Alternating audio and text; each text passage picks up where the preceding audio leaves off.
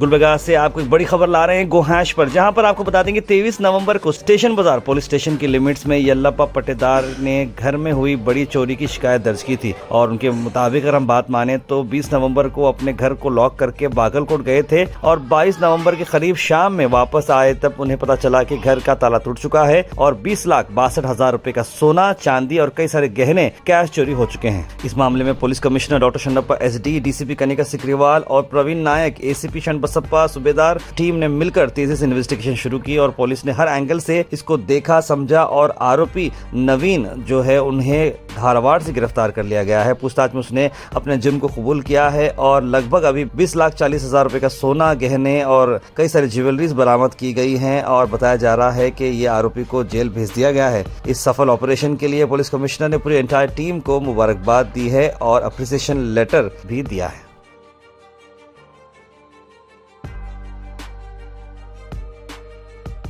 This video is sponsored by Mahalakshmi Jewelers, Mannur Multi-Speciality Hospital, KBN University, Kebab Corner Restaurant and Banquets, Imran Silk House, Bharat Chicken, Archery Group of Institutions, and by Ideal with G. ನಮಸ್ಕಾರ. Station Bazaar police ಸ್ಟೇಷನಲ್ಲಿ ಕಳೆದ ತಿಂಗಳು 21st 22nd day ಟೈಮಲ್ಲಿ ಆ ಒಂದು 2 ದಿನಗಳ ಅವಧಿಯಲ್ಲಿ ಯಾರು residents ಇದ್ದಾರೆ, ಗಾಬ್ರೆ layout resident, retired RFO range forest officer, ಅವರ ಮನೆಯಲ್ಲಿ ಕಳ್ಳತನ ಆಗಿರುವಂಥ ವರದಿ ಆಗಿರುತ್ತೆ. ಅದು ರಾತ್ರಿ ಕನ್ನ ಕಳವಾಗಿರುತ್ತೆ. ಅದರ ಪ್ರಕರಣವನ್ನು ನಾವು ತನಿಖೆಗೆ ತೆಗೆದುಕೊಂಡು ವೈಜ್ಞಾನಿಕವಾಗಿ ಸಾಕ್ಷಿಗಳನ್ನು ಕಲೆ ಹಾಕಲಿಕ್ಕೆ ಸ್ಟಾರ್ಟ್ ಮಾಡಿದಾಗ, ಯಾಕಂದರೆ ಇದೊಂದು ಸ್ವಲ್ಪ ಅಮೌಂಟು ವ್ಯಾಲ್ಯೂಯೇಬಲ್ಸ್ ಹೋಗಿದ್ದು ಜಾಸ್ತಿ ಇತ್ತು. ಅರೌಂಡ್ 40 ತೊಲಿ ಗೋಲ್ಡ್ ಅಷ್ಟು ಹೋಗಿದೆ ಅಂತ ಅವರು ಕೊಟ್ಟಿದ್ದರು. ನಿಯರ್ಲಿ ಈಗಿನ ಬೆಲೆ ನೋಡಿದರೆ ಅರೌಂಡ್ 40 ಲ್ಯಾಕ್ ಅಷ್ಟು ಆಗಿರುವಂಥದ್ದು. ಆಮೇಲೆ ಆ ಮನೆಗೆ CCTV ಇರಲಿಲ್ಲ ಮತ್ತು ಸ್ಥಳದಲ್ಲಿ ಫಿಂಗರ್ ಪ್ರಿಂಟ್ಗಳ ಬಗ್ಗೆ ನಮ್ಮ ಏನು ಸೋಕೋಟಿ ಮತ್ತು ನಮ್ಮ ಫಿಂಗರ್ ಪ್ರಿಂಟ್ ಟೀಮ್ ಎಲ್ಲ ವಿಸಿಟ್ ಮಾಡಿದರು, ಡಾಗ್ ಸ್ಕ್ವಾಡ್ ವಿಸಿಟ್ ಮಾಡಿದರು. ತಕ್ಷಣ ನಮ್ಗೆ ಯಾವುದೇ ಸುಳಿವು ಸಿಗಲಿಲ್ಲ. ಒಂದು ರೀಸನ್ ತಮ್ಗೆ ಗುರ್ತಿದೆ, ಏನು ಅಪರಾಧಿ ಇದ್ದಾನೆ ಅವನು ಅಪರಾಧ ಮಾಡಬೇಕಾದ್ರೆ ಗ್ಲೌಸ್ ಬಳಸ್ಕೊಂಡಿದ್ದಾನೆ. ಆ ಗ್ಲೌಸ್ ಕೂಡ ನಮ್ಮ ತಂಡ ವಶಪಡಿಸ್ಕೊಳ್ಳಲು ಯಶಸ್ವಿಯಾಗಿದ್ದಾರೆ. ಅಲ್ಲಿ ಪಕ್ಕದ ಮನೆಯಲ್ಲಿ ಒಂದು CCTV ಕ್ಯಾಮ್ರಾ ಸಿಗುತ್ತೆ. ಅಲ್ಲಿ ಅವನು CCTVಯಲ್ಲಿ ಆರೋಪಿಯ ಬಗ್ಗೆ ಸ್ವಲ್ಪ ಸುಳಿವು ಸಿಗುತ್ತೆ ಮತ್ತು ಕೆಲವು ಅವನ ಮೂಮೆಂಟ್ ಬಗ್ಗೆ ನಾವು ಜಾಲ ಹಿಡಿದಾಗ ಇನ್ನೊಂದು ಕಡೆ ಅವನು CCTVಯಲ್ಲಿ ಮೂಮೆಂಟ್ ಆಗಿರೋದು ಮತ್ತು ಅಲ್ಲಿ ಮೊಬೈಲ್ ಫೋನ್ ಬಳಸಿರೋದು ಗೊತ್ತಾಗುತ್ತೆ. ಬಸ್ ಮುಖಾಂತರ ಸೋಲಾಪುರಿಗೆ ಹೋಗಿರೋಂಥದ್ದು ಗೊತ್ತಾಗುತ್ತೆ. ಅಲ್ಲಿ ನಾವು ಚೆಕ್ ಮಾಡಿದಾಗ ನಮ್ಮ ಟೀಮ್ ಕಳಿಸಿ ವೈಜ್ಞಾನಿಕವಾಗಿ, ತಾಂತ್ರಿಕವಾಗಿ ಮಾಹಿತಿ ಕಲೆ ಹಾಕಿದಾಗ ಅಲ್ಲಿನೂ ಕೂಡ ಅವನು ಮೊಬೈಲ್ ಫೋನ್ ಬಳಸಿರೋದು ಗೊತ್ತಾಗುತ್ತೆ. ಹಾಗಾಗಿ ನೆಕ್ಸ್ಟ್ ಆರೋಪಿ ಬಗ್ಗೆ ವೈಜ್ಞಾನಿಕವಾಗಿ, ತಾಂತ್ರಿಕವಾಗಿ ನಾವು ಮಾಹಿತಿಯನ್ನು ಕಲೆ ಹಾಕಿದಾಗ ಅವನು ಅಲ್ಲಿಂದ ನೆಕ್ಸ್ಟ್ ಪುಣೆಗೆ ಹೋಗಿರೋದು ಗೊತ್ತಾಗುತ್ತೆ. ನಮ್ಮ ಟೀಮನ್ನು ನಾವು ಪುಣೆಗೆ ಕಳುಹಿಸಿ ಆರೋಪಿಯನ್ನು ಬಂಧಿಸುವಲ್ಲಿ ಯಶಸ್ವಿಯಾಗಿದ್ದಾರೆ. ಇದರಲ್ಲಿ prosecution ಬೇಕಾಗಿರೋದಂತಂದರೆ police station inspector Gurlingappa ಮತ್ತು ಅವರ ಟೀಮ್ ACP ಸೌತ್ ಅವರ ಮಾರ್ಗದರ್ಶನದಲ್ಲಿ ತುಂಬ ಒಳ್ಳೆಯ ಪತ್ತೆ ಕೆಲಸ ಮಾಡಿದ್ದಾರೆ. ಹಾಗಾಗಿ ಅವರಿಗೆ ಅಭಿನಂದಿಸ್ತಾ ಇದ್ದೀನಿ. ಈ ಆರೋಪಿಯ ಹಿನ್ನೆಲೆಯನ್ನು ನೋಡಿದಾಗ, ಏನು ಆರೋಪಿ ಇದ್ದಾನೆ, ಇವನ ಹೆಸರು ನವೀನ್, ತಂದೆ ಗುರುಮೂರ್ತಿ ಅಂತ, ಸುಮಾರು 49 ವರ್ಷ ಇದೆ. ಬೇಸಿಕಲಿ ಕಾರವಾರ ಜಿಲ್ಲೆಯವನು. ಇವ್ರ ತಂದೆ ಈ ಪವರ್ ಕಾರ್ಪೊರೇಷನಲ್ಲಿ ಸೂಪರ್ವೈಸರಾಗಿ ಕೆಲಸ ಮಾಡ್ತಾಯಿದ್ರು. 1995ರಲ್ಲಿ ಸುಮಾರು 30 ವರ್ಷ ಹಿಂದೆಯೇ ಇವನೊಂದು ಕಳ್ಳತನ ಪ್ರಕರಣದಲ್ಲಿ ಭಾಗಿಯಾಗಿದ್ದವನು. ಇದರಲ್ಲಿ ರಾಯಚೂರು ಶಕ್ತಿನಗರದಲ್ಲಿ ಭಾಗಿಯಾಗಿದ್ದ. ಅದರಲ್ಲಿ 3 ವರ್ಷ ಶಿಕ್ಷೆ ಕೂಡ ಆಗಿತ್ತು ಅವನ ಮೇಲೆ. ಇದೇ ಗುಲ್ಬರ್ಗಾ ಕಾರಾಗೃಹದಲ್ಲಿ 3 ವರ್ಷ ಶಿಕ್ಷೆ ಅನುಭವಿಸಿದ್ದಾನೆ. ನಂತರ ಈಗ ಅವನು ಪುಣಾದಲ್ಲಿ ಕುಕ್ ಆಗಿ ಕೆಲಸ ಮಾಡ್ತಾಯಿದ್ದಾನೆ ಒಂದು ಟಿಫಿನ್ ಸೆಂಟ್ರಲ್ಲಿ. ಅವನು ಇಲ್ಲಿ ಅಪರಾಧ ಮಾಡಲಿಕ್ಕೆ ತುಂಬ ಇಂಟ್ರೆಸ್ಟಿಂಗ್ ಇರುವಂಥದ್ದು ಒಂದು ವಿಚಾರ ಇದೆ. ಯಾಕೆ ಇಲ್ಲಿ ಅಪರಾಧ ಮಾಡ್ದ ಅಂತ. ಗುಲ್ಬರ್ಗಕ್ಕೆ ಯಾವತ್ತೂ ಅವನು ಬಂದಿರಲಿಲ್ಲ. ಬೇಸಿಕಲಿ ಪುಣೆಯಿಂದ ಕನ್ಯಾಕುಮಾರಿಗೆ ವಿತೌಟ್ ಟಿಕೆಟ್, ಟ್ರೈನ್ ಟಿಕೆಟ್, ಅವನು ಟ್ರೈನಲ್ಲಿ ಸಂಚಾರ ಮಾಡ್ತಾ ಇರ್ತಾನೆ.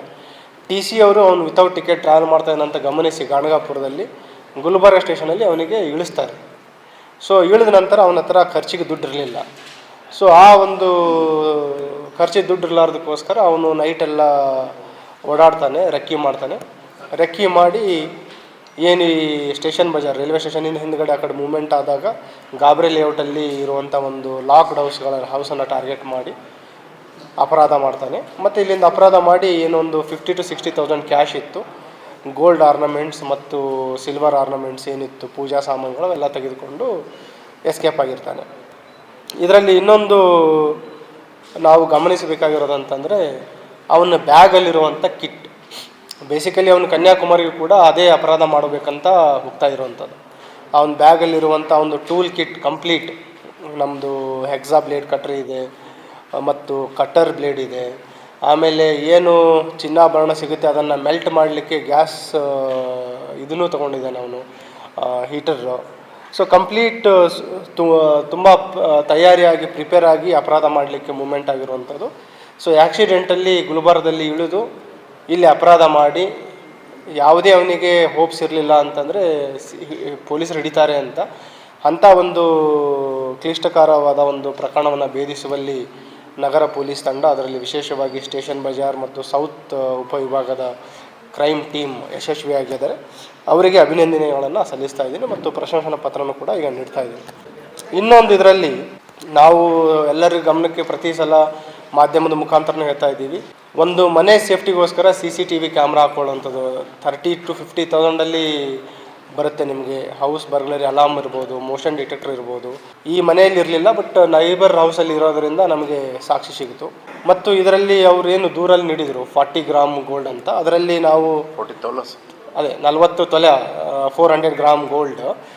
ಇದರಲ್ಲಿ ಇಂಟ್ರೆಸ್ಟಿಂಗ್ ಏನಂತಂದರೆ ಎಂಟೈರ್ ಪ್ರಾಪರ್ಟಿ ಇಂಟ್ಯಾಕ್ಟ್ ಆಗಿ ಸಿಕ್ಕಿದೆ ನಮಗೆ. ಏನು ಅವನ ಹತ್ರ ಮನೆಗಳತನ ಮಾಡಿದ ಕ್ಯಾಶ್ ಇತ್ತು ನಿಯರ್ಲಿ 40,000 to 60,000. ಆ ಅಮೌಂಟನ್ನು ಅವನು ಗೃಹೋಪಯೋಗಿ ಸಾಮಾನುಗಳಿಗೆ ಖರೀದಿ ಮಾಡಿದ್ದಾನೆ, ಗ್ರೋಸರಿದೆಲ್ಲ. ಉಳಿದ ಕೆಲವು ಕುಡಿತಕ್ಕೆ, ಅವನಿಗೆ ಕುಡಿತದ ಚಟ ಇದೆ, ಕುಡಿತಕ್ಕೆ ಬಳಸ್ಕೊಂಡಿದ್ದಾನೆ. ಇನ್ನು ಇವುಗಳನ್ನು ವಿಲೇವಾರಿ ಮಾಡುವ ಮೊದಲೇ ನಮ್ಮ ತಂಡ ವಶಪಡಿಸ್ಕೊಳ್ಳಲು ಯಶಸ್ವಿಯಾಗಿದ್ದಾರೆ. ಏನು 40 ತೊಲೆ ಗೋಲ್ಡ್ ಇದೆ, ಅದರಲ್ಲಿ ನಾವು ವಶಪಡಿಸ್ಕೊಂಡಾಗ ನಿಯರ್ಲಿ 23 ತೊಲ ಅದು ಫೇಕ್ ಗೋಲ್ಡ್ ಇದೆ, ರೋಲ್ ಗೋಲ್ಡ್. ಆಮೇಲೆ 17 ತೊಲ ರಿಯಲ್ ಗೋಲ್ಡ್ ಇದೆ. ಸೊ ಆ್ಯಸ್ ಇಟ್ ಈಸ್ ನಮ್ಮ ತಂಡ ಅದನ್ನು ಯಶಸ್ವಿ ಎಂಟ್ಯಾಕ್ಟ್ ರಿಕವರಿ ಮಾಡಿದ್ದಾರೆ. ದೂರುದಾರರು ಕೊಡಬೇಕಾದ್ರೆ ಎಂಟೈರ್ ಅದನ್ನು ರಿಯಲ್ ಗೋಲ್ಡ್ ಅಂತ ಕಂಪ್ಲೇಂಟ್ ಕೊಟ್ಟಿದ್ದರು. ಅದು ಪೂಜಾಗೆ ಏನು ಇದು ಬರ್ತದೆ, ಮನೆ ಜಗಲಿಯಲ್ಲಿ ಪೂಜೆ ಮಾಡ್ತಾರಲ್ಲ, ಆ ಮೂರ್ತಿಗೆ ಹಾರ ಹಾಕಲಿಕ್ಕೆ ಅದನ್ನು ಆ ಗೋಲ್ಡ್ ಇಟ್ಟು ಹಾಕಿದ್ದಾರೆ. ಈಗ ಸದ್ಯ ಮಾಡಿರೋದು ಒಂದೇ ಕೇಸ್. ಅವತ್ತು ಬಂದು ಇಳಿದಿದ್ದಾನೆ ಟ್ರೈನಿಂದ, ಪುಣೆ ಟು ಕನ್ಯಾಕುಮಾರಿ ಟ್ರೈನಿಗೆ ಇಳಿದಿದ್ದಾನೆ. ಇಳಿದು ಅವನ ಹತ್ರ ಬರೀ 20 ರೂಪಾಯಿ ದುಡ್ಡಿತ್ತು. ಇಲ್ಲಿ ಇಳಿದಿತ್ತು ಗಾಣಗಾಪುರದಲ್ಲಿ ಗೊತ್ತಾಗುತ್ತೆ TC ಚೆಕ್ ಮಾಡಿದಾಗ ಇವನ ಹತ್ರ ಟಿಕೆಟ್ ಇಲ್ಲ ಅಂತ. ಸೊ ಆಮೇಲೆ ಅವನಿಗೆ ಗುಲ್ಬರ್ಗ ರೈಲ್ವೆ ಸ್ಟೇಷನ್ ಬಂದಾಗ ಇಳಿಸ್ತಾರೆ ಅವನಿಗೆ. ಸೊ ಇಳಿದು ರೈಲ್ವೆ ಸ್ಟೇಷನಿಂದ ಇಳಿದು ಹೊರಗಡೆ ಬಂದು ರೆಕ್ಕಿ ಮಾಡಿದ್ದಾನೆ, ಯಾವುದು ಲಾಕ್ಡ್ ಹೌಸಸ್ ಇದಾವಂತ. ದಿನ ಎಲ್ಲ ಸುತ್ತಾಡಿದ್ದಾನೆ. ನೈಟ್ ಯಾವುದು ಲಾಕ್ಡ್ ಹೌಸ್ ಇದೆ ಅದನ್ನು ಟಾರ್ಗೆಟ್ ಮಾಡಿ ಅಪರಾಧ ಮಾಡಿದ್ದಾನೆ. ಅಲ್ಲಿ ಅಲ್ಮಾರಿಯಲ್ಲಿರುವಂಥ ಎಲ್ಲ ಚಿನ್ನಾಭರಣಗಳನ್ನು ಮತ್ತು ಪೂಜಾ ರೂಮಲ್ಲಿರುವಂಥ ಏನು ಚಿನ್ನಾಭರಣ ಇದೆ, ಬೆಳ್ಳಿ ಸಾಮಾನಿದೆ, ಕ್ಯಾಶು, ಅದನ್ನು ತೆಗೆದುಕೊಂಡು ಇಮ್ಮಿಡಿಯೇಟ್ ಹೊರಟುಬಿಡ್ತಾನೆ ಅವನು.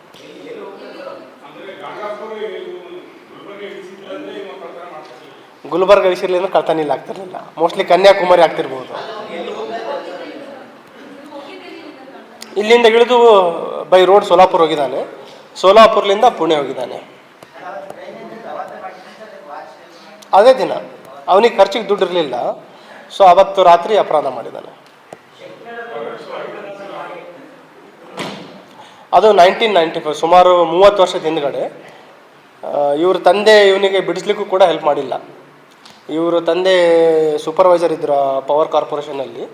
ಸೊ ಆವಾಗಲಿಂದ ಇವನು ಈ ದುಶ್ಚಟ ಕುಡಿತಕ್ಕೆ ಒಳಗಾಗಿದ್ದಾನೆ ಮತ್ತು ಯಾವುದೇ ಶಿಕ್ಷಣ ಪಡೆದಿಲ್ಲ. 10th ಓದಿದ್ದಾನೆ.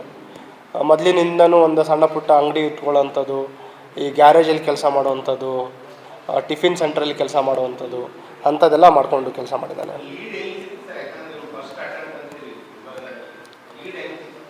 ನಾನು ಪದೇ ಪದೇ ಹೇಳ್ತಾ ಇರೋದು ಅಂತಂದರೆ, ನಮ್ಮ ಸೈಂಟಿಫಿಕ್ ಮತ್ತು ಟೆಕ್ನಿಕಲ್ ಇನ್ವೆಸ್ಟಿಗೇಷನ್, ಈ CCTV ಇರುವಂಥದ್ದು, ಮೊಬೈಲ್ ಟೆಕ್ನಾಲಜಿ ಇರುವಂಥದ್ದು ಮತ್ತು ಕೆಲವು ತಾಂತ್ರಿಕ ತನಿಖೆಯ ಮುಖಾಂತರ ಆರೋಪಿಯನ್ನು ನಾವು ಪತ್ತೆ ಮಾಡಿದ್ದೀವಿ. ಈಗ ಇವನೇನು ಚಲನವಲನ ಇದೆ ಅದನ್ನು ಕೂಡ ಕೆಲವು CCTV ಕ್ಯಾಮ್ರಾಗಳಲ್ಲಿ ನಮಗೆ ಸಿಕ್ಕಿದೆ. This video is sponsored by Mahalakshmi Jewelers, Mannur Multi-Speciality Hospital, KBN University, Kebab Corner Restaurant and Banquets, Imran Silk House, Bharat Chicken, Alchere Group of Institutions, and by Ideal with G.